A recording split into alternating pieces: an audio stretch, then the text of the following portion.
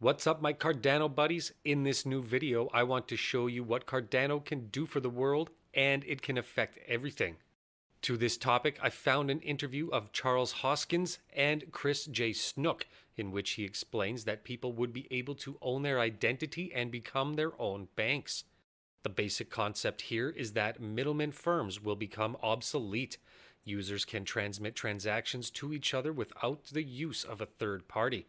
There will be no need for PayPal. Already, let's jump into the interview to see more. And that's the power of our industry. Finance historically has only evolved in the years to decades.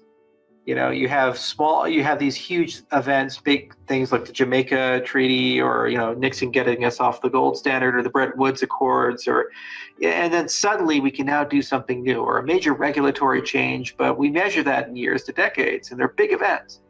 Silicon Valley, cell phones, technology, it evolves every day. We're used to having the new iPhone. We're used to having the new operating system. We're used to having the new thing. You have that expectation.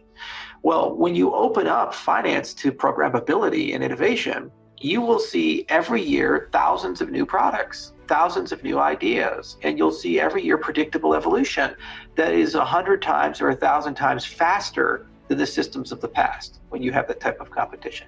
Just like when the printing press came out. Then suddenly we went from a monk having to hand copy a book, making a book one of the most expensive things you could own, to the ability to mass manufacture information. Once you could mass manufacture information, you got newspapers. And then suddenly you had mass media for the first time ever, where you could have a whole society be on the same page about something. Never in human history had we had that. And that seems like antiquated and slow to us now, but that was a revolution back then. It was the same situation here. First time in human history, you can be your own bank. You can be your own identity. You can be your own financial service provider for your community. I was just talking to some people in the ISP business, and we were talking about micro ISPs, where they say the whole telco model is screwed up. You have to wait for a telco to show up, invest the time to build infrastructure in your neighborhood, and then they have to maintain that infrastructure. So I live in a farm just a little bit outside of Longmont.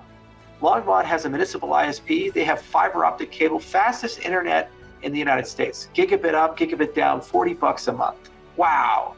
I am literally just about a half mile away from the edge of their fiber network. So there's no way to get access to it. No way to get access to it. So I just sit there and I have to use crappy, crummy 4G internet. Meanwhile, nearest neighbors are on this incredibly fast fiber optic. Well, what if I could be my own ISP? And I could make a deal, set up a micro ISP, build some local infrastructure, and then share all that fiber with my neighbors and franchise it from the municipal ISP. And there was a structure to do that and a predictable economic model for that. That would benefit me. I take care of that infrastructure, and it extends the parent company's business model out. That's the economy we're moving into. There's so much cool stuff that you can do once you really start thinking about it. Like, for example, just tax compliance. So let's say you're Mauritius, and you have a lot of problems ecologically. There's oil spills, there's a mass extinction of endemic species. So what you can do is say, okay, well, we'll create a CBDC, and when you're spending on things that are ecologically beneficial, there'll be no transaction fee. But if you're spending on things that are ecologically problematic, there'll be a transaction tax. Build it right into the system. And then if you're foreign transactions, there's going to be a fee, and they get paid into a sovereign wealth fund for UBI and for ecological restoration. There you go. See, and to your point about money velocity, you're absolutely right. You can do money with expiry. Super hard to do that, in a normal economy, because you have to reprint the money. Like, okay, we'll put Harriet Tubman on the 20. You can spend Tubman 20s for a year. And then after that, they're no longer legal tender. Well, that's super hard to do with paper money. Super easy to do with a token that's issued on a system. You just say, okay, well, the token is only valid for redemption to the primary currency for this period of time. So it's as good as $1 for a year. And at that point, it expires, unless you're a certain entity and maybe you can redeem it a little longer or something like that. So the musical chairs has to stop somewhere. But the point is that this type of experimentation, super hard to do in general.